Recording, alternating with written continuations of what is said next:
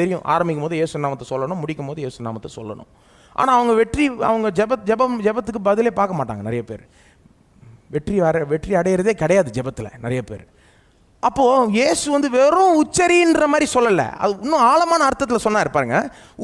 Correct, உச்சரிக்கிறது முக்கியம் தான், ஆரம்பத்தில் சொல்கிறது முக்கியம் தான், முடிவில் சொல்கிறது முக்கியம் தான்.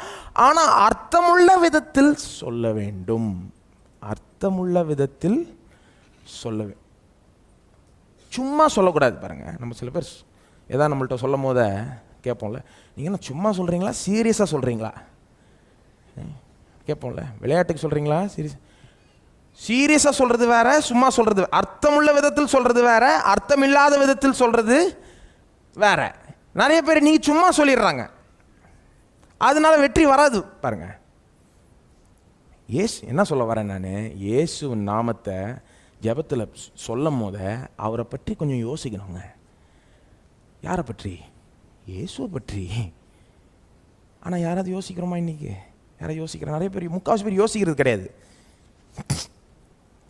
இயேசு நாமத்தில் வருகிறோம்னு சொல்லிட்டு டைரெக்டாக அடுத்தது எங்கே போகிறோம்? விண்ணப்பத்துக்கு போயிடுறோம், விஷயத்துக்கு வரோம்.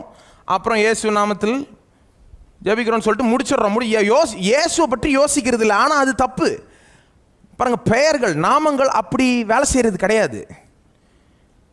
இப்போ நான் உங்களுக்கு உதாரணம் கொடுக்குறேன் பாருங்க. நான் இப்போ நாமம் சொல்கிறேன், ஒரு பெயர் சொல்கிறேன், மதர் தெரீசா. மனசுக்கு என்ன வருது உடனே? அவங்க யார், அவங்க எப்பேற்பட்ட, அவங்க ஒரு நல்ல ஆள், நல்ல ஒரு ஸ்திரீ, அவங்க நல்ல காரியங்கள்லாம் பண்ணாங்க, ஏழைங்களுக்கு உதவி செஞ்சாங்க, ஒரு நல்ல லேடி.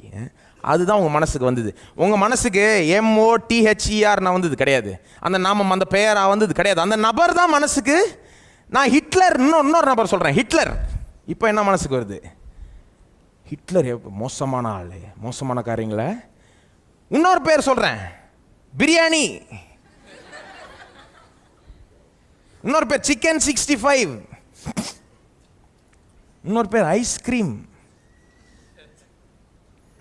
என்ன மனசுக்கு வருது உங்களுக்கு? பிரியாணின்ற எழுத்தா வருது கிடையாது, அந்த ஐட்டமே வந்துருச்சு.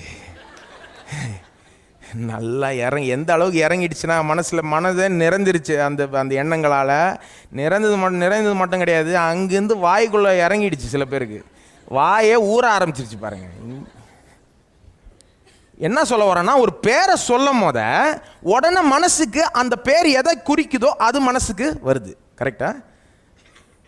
ஆனால் ஜெபத்தில் இயேசுவின் நாமத்தில் வருகிறோம் சொல்லும் போத அவரை பற்றி எந்த எண்ணமும் வர்றதில்லை.